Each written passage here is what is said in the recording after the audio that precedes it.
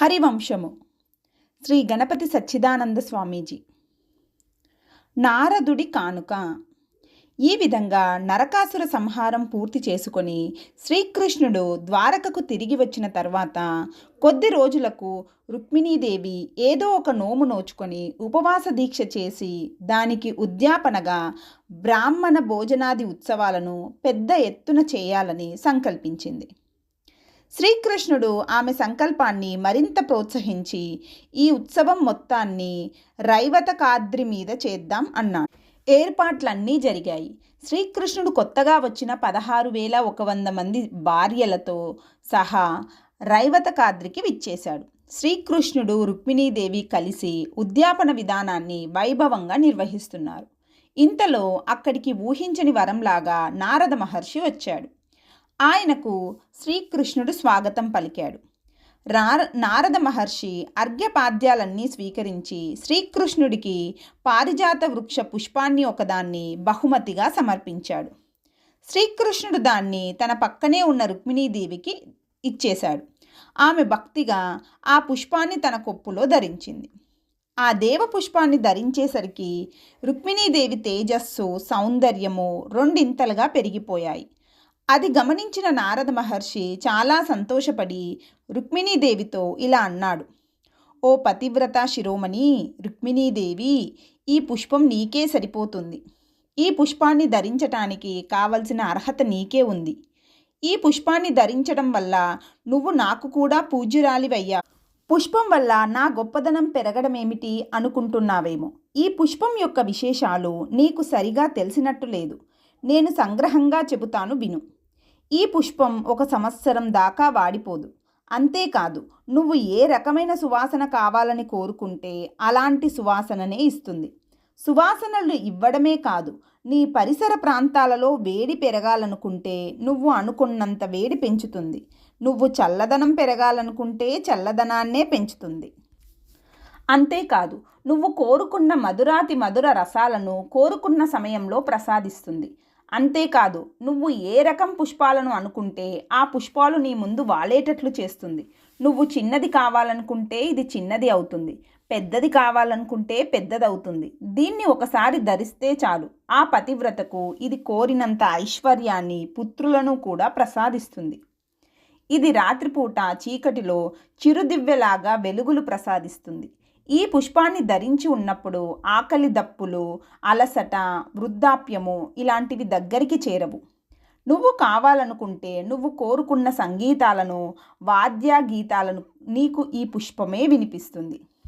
ఈ పుష్పం 1 సంవత్సర కాలం మాత్రమే మానవుల దగ్గర ఉంటుంది. సంవత్సరం కాగానే వాడిపోదు, తన పారిజాత వృక్షం దగ్గరికి చేరిపోతుంది. ఓ పతివ్రతామ తల్లి, పార్వతీదేవి, లక్ష్మీదేవి, శచీదేవి, అదితిదేవి, వేదమాత సావిత్రీదేవి మొదలైన ప్రముఖ దేవతాశ్రీలు ఈ పుష్పాన్ని ఎప్పుడూ ధరిస్తూ ఉంటారు. ఈ పుష్పం యొక్క విశేషాలన్నీ శ్రీకృష్ణ భగవానుడికి తెలుసు.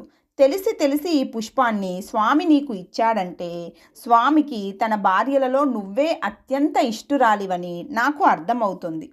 ఈ దెబ్బతో నీ సవతుల్లో ఎవరికైనా నీపై లోకుభావం ఉండి ఉంటే అది కొట్టుకుపోయి తీరవలసిందే. ఇవాల్టితో నీ కీర్తి ఆ స్థాయికి పెరిగిపోయింది. ఆ సత్యభామాదేవికి తనే అందరు భార్యల కంటే గొప్పదానినని ఒక మిడిసిపాటు ఉంది. ఆమెకు ఇవాల్టితో ఎవరు నిజమైన సౌభాగ్యవతో అర్థమైపోతుంది. ఆమెకే కాదు, మిగిలిన నీ సవతులకు కూడా నీ మహిమ ఏమిటో ఇవాల్టితో అర్థమైపోతుంది. ఒకరి మాట నాకెందుకు, నువ్వు శ్రీకృష్ణ పరమాత్మకు 2వ ప్రాణానివని ఇవాల్టితో నాకు అర్థమైపోయింది. ఇంతకంటే మించిన భాగ్యం స్త్రీలకు ఉండదు. నీకు నువ్వే సాటి అని. నారద మహర్షి తన వాక్ ప్రవాహాన్ని ఆపకుండా చాలాసేపు రుక్మిణీదేవిని ప్రశంసించాడు. ఆ మాటలు వింటున్న వారిలో సత్యభామాదేవి లేదు, కానీ ఆమెకు సన్నిహిత సఖీమణులైన మహిళలు చాలామంది ఉన్నారు. ఆ విషయం నారద మహర్షికి కూడా తెలుసు. అందుకే తన ప్రసంగాన్ని ఆయన మరింత సాగదీశాడు. నారద మహర్షి అనుకున్నట్టుగానే మిగిలిన సవతులంతా రుక్మిణీదేవికి దక్కిన అరుదైన గౌరవానికి, విశేష సౌభాగ్యానికి సంతోషపడ్డారు. సత్యభామాదేవి మాత్రం ఆ వార్తలను విని సహించలేకపోయింది. దానికి తోడు ఆడవారి మాటలు మరింత సమయానుకూలంగా ఉంటాయి కనుక సత్యభామ సఖీమణులు రుక్మిణి సౌభాగ్యాన్ని సత్యభామ ముందు మరింత ఎక్కువగా వర్ణించారు. రుక్మిణీదేవికి జరిగిన గౌరవాన్ని తనకు జరిగిన అవమానంగా భావించిన సత్యభామాదేవికి మనస్సంతా వికలమైపోయింది. ఆమె కళ్ళ వెంబడి నీరు కారుస్తూ బుసలు కొట్టుకుంటూ కట్టుకొన్న పట్టుచీర విప్పేసి మామూలు తెల్లచీర కట్టుకొని రుసరుసలాడుతూ కోపగృహంలోకి వెళ్ళిపోయి మంచం మీద వాలి దిల్లకు ముఖం ఆనించి సన్నసన్నగా ఏడవసాగింది. చాడీలు చెప్పిన స్నేహితురాళ్ళందరూ వెళ్ళిపోగా ఇంట్లో ఉండే నిత్య సఖీజనంలోని పెద్దవాళ్ళంతా, దీంట్లో నువ్వు ఇంతగా బాధపడవలసింది ఏమీ లేదమ్మా, ఇంత మాత్రానికి నువ్వు కోపగృహంలోకి వెళ్ళటం బాగుండదు అని నచ్చజెప్పాలని ప్రయత్నం చేసినా సత్యభామాదేవి ఏమాత్రం వినిపించుకోలేదు. శ్రీకృష్ణుడి ఓదార్పు. సత్యభామాదేవి నివసించే భవనం సామాన్యమైనది కాదు. మామూలు భవనాలకు కొంచెం దూరంలో రైవతక పర్వత ప్రాంతంలో దేవశిల్పి అయిన విశ్వకర్మ చేత ఒక ప్రత్యేక భవనాన్ని నిర్మింపజేసి దాన్ని శ్రీకృష్ణుడు సత్యభామాదేవికి బహుమతిగా ఇచ్చి ఉన్నాడు. రుక్మిణి భవనంలో ఉన్న శ్రీకృష్ణుడికి సత్యభామాదేవి భవనంలో ఏదో గందరగోళం జరుగుతోందని ఎవరూ చెప్పకుండానే తెలిసిపోయింది. దాంతో ఆయన ఏదో ఒక వంక పెట్టుకొని ఆ ఉత్సవంలో నుంచి బయటకు వచ్చి సత్యభామ గృహంలోకి ప్రవేశించాడు. అలా వెళ్లే ముందు శ్రీకృష్ణుడు తన పుత్రుడైన ప్రద్యుమ్నుని పిలిచి నారద మహర్షిని చూసుకోవాల్సిన బాధ్యతను అప్పగించి సత్యభామ భవనంలోకి వెళ్ళాడు. భవనంలోకి ప్రవేశించే ముందర నిత్యము తన వెంట ఉండే పరిచారకుణ్ణి కూడా బయట ఉండమని అట్టి పెట్టేసి తను ఒంటరిగా లోపలికి వెళ్ళాడు. శ్రీకృష్ణుడికి సత్యభామాదేవి కోపగృహంలో వెళ్ళిందని అర్థమయ్యింది. ఆయన పిల్లిలాగా నడుచుకుంటూ కోపగృహంలోకి వెళ్ళాడు. సత్యభామ దగ్గర కొద్దిమంది పరిచారికలు మాత్రమే ఉన్నారు. సత్యభామ తన మొహాన్ని దిండులో దాచుకొని నిట్టూర్పులు వీడుస్తుంది. శ్రీకృష్ణుడు తను వచ్చినట్టు సత్యభామకు చెప్పవద్దని పరిచారులకు సంజ్ఞ చేస్తూ దగ్గరకు వెళ్ళి వారి చేతిలో ఉన్న చామరలను తీసుకొని తనే మెల్లిగా సత్యభామకు విసరసాగాడు. ఇంతలో సత్యభామాదేవి ముక్కులకు ఒక కొత్త పరిమళం గుబాలించసాగింది. అది శ్రీకృష్ణుడి పారిజాత పుష్పాన్ని ముట్టుకొన్నందువల్ల వచ్చిన సువాసన. ఈ క్రొత్త వాసనను పసిగట్టిన సత్యభామ ఈ సువాసనేమిటి, ఎక్కడి నుంచి వస్తుంది అని తన పరిచారకులకు అడిగింది. శ్రీకృష్ణుడు బదులు చెప్పొద్దని వారికి సంజ్ఞ చేస్తున్నాడు. వాళ్ళు ఏమీ మాట్లాడలేక మౌనంగా ఉండిపోయారు. సత్యభామ తల పైకెత్తి చుట్టూతా చూసింది. ప్రక్కన చామరలు విసురుతున్న శ్రీకృష్ణుడు కనిపించాడు. ఈ సువాసన ఆయన దగ్గర నుంచి వస్తోందని ఆమెకు అర్థమయ్యింది.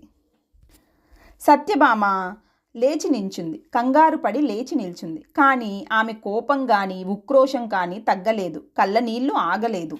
శ్రీకృష్ణుడు చామరలు పక్కన పెట్టి ఆమె కన్నీటిని తన ఉత్తరీయపు అంచుతో తుడుస్తూ ఆమెను అనేక రకాలుగా బ్రతిమాలసాగాడు. నీకు ఈ కోపం ఎందుకు వచ్చిందని, నేను చేసిన అపరాధం ఏమిటని చాలాసేపు ప్రశ్నించాడు. శ్రీకృష్ణుడు అలా బ్రతిమాలగా సత్యభామాదేవి మెల్లగా నోరు విప్పి దుఃఖంతో ఎగపీల్చుకుంటూ ఇలా అన్నది. ప్రభు, నీకు నా మీద అసాధారణమైన ప్రేమ ఉందని చెప్తున్నావు. నేను ఇప్పటిదాకా అలాగే నమ్మాను. కానీ నీ అసలు రంగేమిటో ఇవాళ తెలిసిపోయింది. నాకు నీలాగా కపటాలు చేతకావు. నేను నా పంచప్రాణాలు నీకే సమర్పించేశాను. నువ్వు మాత్రం నీ అనురాగాన్ని వేరే వారికి సమర్పించావు. ఇక నేను నిన్ను ఇప్పుడు కోరేది ఒకటే. నేను తపోవనాలకు వెళ్ళిపోవాలనుకుంటున్నాను. దానికి భర్త అనుమతి కావాలని ధర్మశాస్త్ర నియమం ఉంది. కనుక నిన్ను ప్రార్థిస్తున్నాను. నీకు నా మీద ఏమాత్రం ప్రేమ ఉన్నా నాకు అనుమతి ప్రసాదించు అని. సత్యభామాదేవి ఇలా చెప్పి మళ్ళీ బోరుమంది. శ్రీకృష్ణుడికి విషయం అర్థమైంది. అయినా సరే ఏమీ అర్థం కానట్టు మళ్ళీ బ్రతిమాలటం మొదలుపెట్టాడు. చివరికి ఉండబట్టుకోలేక సత్యభామాదేవి బయటపడి తన అక్కస్సు ఇలా వెళ్ళబెట్టింది. ప్రభు, సవతుల్లో నా స్థాయిని పెంచిన వాడివి నువ్వే. ఇవాళ దానిని కూలదోసిన వాడివి నువ్వే. పారిజాత పుష్పం చేతికి దొరికేసరికి నీకు ఎవరు అత్యంత ఇష్టలో వారికే ఇచ్చుకున్నావు. పోనీ అది వదిలేద్దాం. ఆ సందర్భంలో ఆ నారద మహర్షి నీ ప్రియ భార్యను ఒకటే స్తోత్రం చేసి నా పేరు పెట్టి నన్ను కించపరుస్తుంటే అది వింటూ ఎంతో సంతోషపడిపోయావు. నేను అక్కడ లేను గదా అని. నువ్వు మీ నారదుడితో కలిసి అలా ప్రవర్తించి ఉంటావు. నీకు ఇష్టమైన వస్తువును నీకు ప్రియతమమైన వారికి ఇచ్చుకుంటే ఇచ్చుకున్నావు. అక్కడ నా ప్రసక్తి ఎందుకు రావాలి? కనుక నాకు తపస్సు చేసుకోవటానికి అనుమతి ఇవ్వు. రహస్యంగా ఉన్నప్పుడు ప్రేమ చూపిస్తావు, బహిరంగంలో మాత్రం నన్ను అవమానిస్తావు. ఇలాంటి ప్రేమ నాకెందుకు? అందుకే నేను తపస్సుకి పోతానంటున్నాను అని. ఈ విధంగా సత్యభామాదేవి వాక్ప్రవాహం సాగిపోతూనే ఉంది. శ్రీకృష్ణుడు ఎంత బ్రతిమాలినా అది ఆగటం లేదు. చివరికి శ్రీకృష్ణుడు ఇలా అన్నాడు, ఓ తెలివి తక్కువదానా, పారిజాతపు పువ్వు కోసం ఇంత ఆరాటపడాలా? స్వర్గలోకంలోని ఆ వృక్షాన్ని అక్కడి నుంచి పీకి తెచ్చి నీ ఇంటిలో పాతి పెడతాను, నా మాట నమ్ము అన్నాడు. ఈ మాట వినేసరికి సత్యభామాదేవి ముఖం విప్పారింది. 1కి 2 సార్లు శ్రీకృష్ణుడి చేత ఆ మాట మళ్ళీ మళ్ళీ చెప్పించుకుంది. ఇక శ్రీకృష్ణుడు అక్కడి నుంచి రుక్మిణీ వ్రతం దగ్గరకు వెళ్లకుండా సత్యభామ భవనంలోనే స్నానాదులు పూర్తి చేసుకుని ఆ తర్వాత నారదుణ్ణి మనస్సులో స్మరించాడు. ఆ సమయానికి రుక్మిణీ వ్రతంలో ఉన్న నారదుడు స్నానం కోసం వెళ్ళి ఉన్నాడు. ఆయన తన స్నానాదులు త్వరగా పూర్తి చేసుకొని శ్రీకృష్ణుడి ముందు వాలాడు. ఆయన్ని చూడంగానే శ్రీకృష్ణుడు సాదరంగా లేచి ఎదురు వెళ్ళి స్వాగతం పలికి ఉచితాసనంలో కూర్చోబెట్టి ఆయన పాదాలు కడగడానికి ఉద్యుక్తుడయ్యాడు. అది గమనించిన సత్యభామాదేవి తనే మహర్షి పాదాలు కడగడానికి ముందుకు వచ్చింది. శ్రీకృష్ణుడు స్వయంగా నీళ్లు పోసి ఆమెకు సహకారం చేశాడు. ఆ విధంగా శ్రీకృష్ణుడు సత్యభామకు నారదుడి మీద ఉన్న కోపాన్ని పోగొట్టేశాడు. ఆ తరువాత శ్రీకృష్ణుడు స్వయంగా పాయస పాత్ర తెచ్చి నారద మహర్షికి ఇచ్చి ఆరగించమని ప్రార్థించాడు. నారదుడు దాన్ని మహాప్రసాదంగా భావించి ప్రీతితో స్వీకరించాడు. ఆ విధంగా మహర్షి భోజనం పూర్తి అయ్యాక శ్రీకృష్ణుడు ఆయనకి పాదాభివందనం చేశాడు. సత్యభామ ఆయనతో కలిసి తను చేసింది. వెంటనే నారద మహర్షి, దేవి, నువ్వు సహజంగానే పతివ్రతవు, ఇంకా ఉత్తమ పతివ్రతవు అవుదువుగాక. నువ్వు ఇప్పటికే నీ భర్తకు ఇష్టమైన దానివి, ఇప్పుడు నా తపోబలం వల్ల మరింత ఇష్టమైన దానివి అవుదువుగాక అని ఆశీర్వదించాడు. ఈ ఆశీర్వచనాలతో సత్యభామ పూర్తిగా పొంగిపోయింది. నారద మహర్షి ముందు మరింత వినయంగా వంగిపోయింది. అప్పుడు నారద మహర్షి శ్రీకృష్ణుడికి ఇలా విన్నవించాడు, దేవా, శ్రీహరి, నేనిప్పుడు ఇంద్రలోకానికి వెళ్ళవలసిన పని ఉంది, అనుమతి ప్రసాదించు. దేవేంద్రుడు ప్రతి నెల మహేశ్వరుడి పూజ కోసం ఒక గొప్ప ఉత్సవాన్ని ఏర్పాటు చేస్తూ ఉంటాడు. ఈ పూజోత్సవాన్ని చూడటానికి మహాదేవుడు పార్వతీ సమేతుడై స్వయంగా అక్కడికి వస్తాడు, కానీ బహిరంగంగా కనిపించడు. ఈ నెల పూజోత్సవానికి రమ్మని దేవేంద్రుడు నన్ను స్వయంగా ఆహ్వానిస్తూ నా చేతికి ఒక పారిజాత పుష్పాన్ని బహుమతిగా ఇచ్చాడు. ఈ పారిజాత వృక్షం యొక్క ఉత్పత్తి విధానమే చాలా అపూర్వమైనది. అదేమిటంటే, పూర్వం దేవమాత అదితిదేవి తన భర్త అయిన కశ్యప ప్రజాపతికి చాలా విశేషమైన సేవలు చేసింది. కశ్యప ప్రజాపతి దానికి సంతోషించి ఏదైనా వరం కోరుకోమన్నాడు.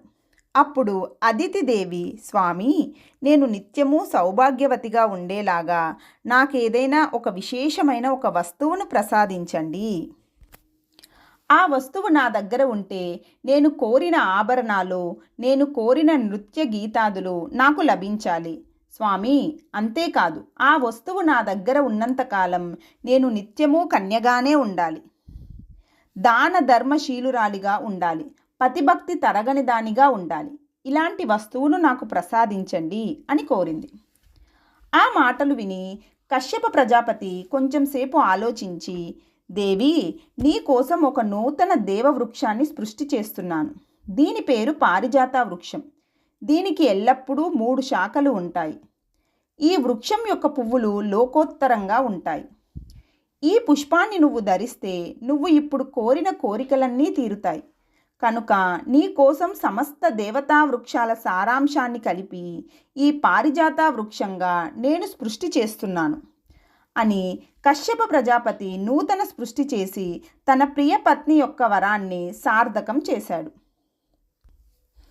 దేవా శ్రీహరి, కశ్యప ప్రజాపతి ఆ వృక్షాన్ని సృష్టించినది చాలక తన భార్యకు పుణ్యక వ్రతం అనే ఒక అపూర్వ వ్రతాన్ని ఉపదేశించాడు. ఆ వ్రత విధానంలో పతివ్రత అయిన స్త్రీ తన భర్తను ఎవరైనా ఉత్తమ బ్రాహ్మణుడికి దానం చేసి మళ్ళీ ఆ బ్రాహ్మణుడికి ఎంతో కొంత మూల్యం చెల్లించి భర్తను తిరిగి కొనుక్కోవాలి. అలా చేస్తే ఆ భర్త ఆమెకు పూర్తిగా స్వాధీనమైపోతాడు. ఇది ఈ వ్రతంలో ఉండే విశేషం. ఆ వ్రత విధానం విన్న అదితిదేవి ఆ వ్రతాన్ని ఆచరించి తన భర్త అయిన కశ్యపుణ్ణి పూలమాలలతో ఈ పారిజాత వృక్షానికి వేసి కట్టి నాకు దానంగా ఇచ్చింది. ఆ తర్వాత నేను ఎంతో కొంత మూల్యం ఆమె దగ్గర నుంచి తీసుకొని ఆమె భర్తను ఆమెకి ఇచ్చేశాను. అదితిదేవి యొక్క పెద్ద కోడలైన శచీదేవి ఈ వ్రతాన్ని చూసి తను కూడా ఈ వ్రతం చేస్తానని పట్టుబట్టింది. ఆవిడ కూడా దేవేంద్రుణ్ణి నాకే దానం చేసి మళ్ళీ తిరిగి తీసేసుకుంది. తరువాత చంద్రుని పత్నులలో రోహిణి ఈ వ్రతం చేసింది. అష్టదిక్పాలకులలో కుబేరుని పత్ని అయిన బుద్ధిదేవి కూడా ఈ వ్రతం చేసింది.